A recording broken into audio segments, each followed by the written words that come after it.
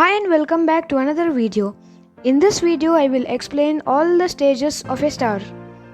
Before we start, make sure that you have subscribed my channel and turned on the notifications.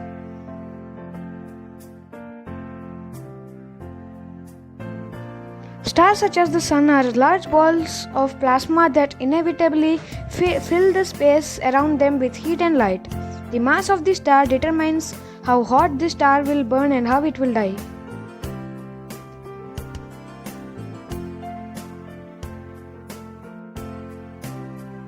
A star begins life as a large cloud of gas. The temperature in the cloud is low enough for molecules to form.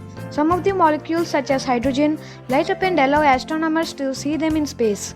The Orion cloud complex in the Orion system serves as a nearby example of a star in this stage of life.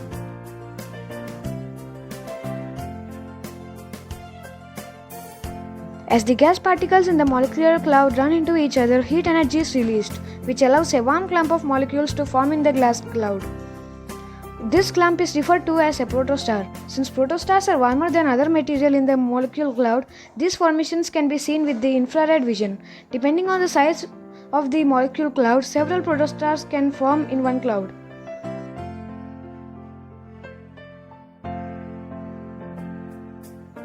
In the T Tauri stage, a young star begins to produce strong winds, which push away the surrounding gas and molecules. This allows the forming star to become visible for the first time. Scientists can spot a star in the T Tauri stage without the help of infrared or radio waves.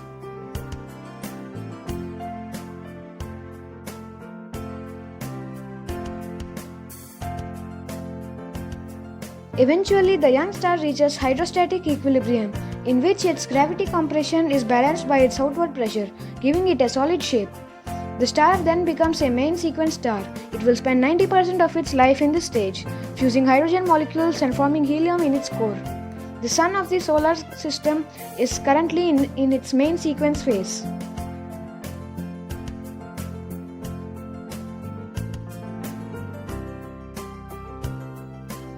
Once all the hydrogen in the star's core is converted to helium, the core collapses on itself, causing the star to expand.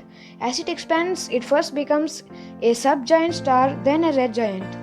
Red giants have cooler surfaces than main sequence stars, and because of this, they will appear red rather than yellow. If the star is massive enough, it can become large enough to be classified as a supergiant.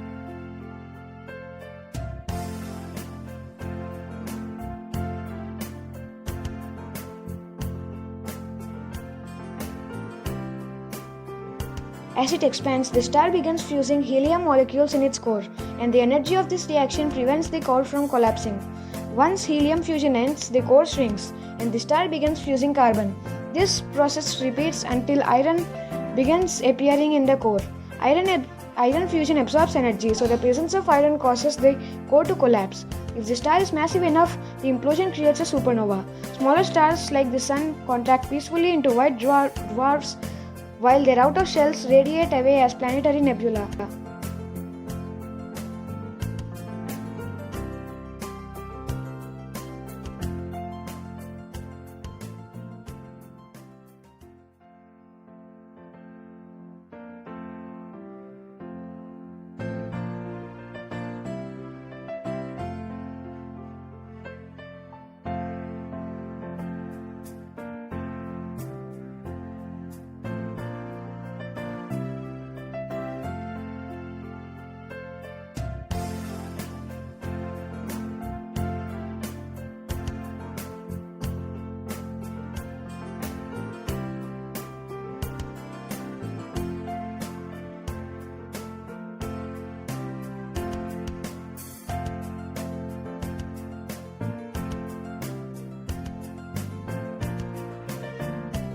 This explosion ends the lifespan of stars.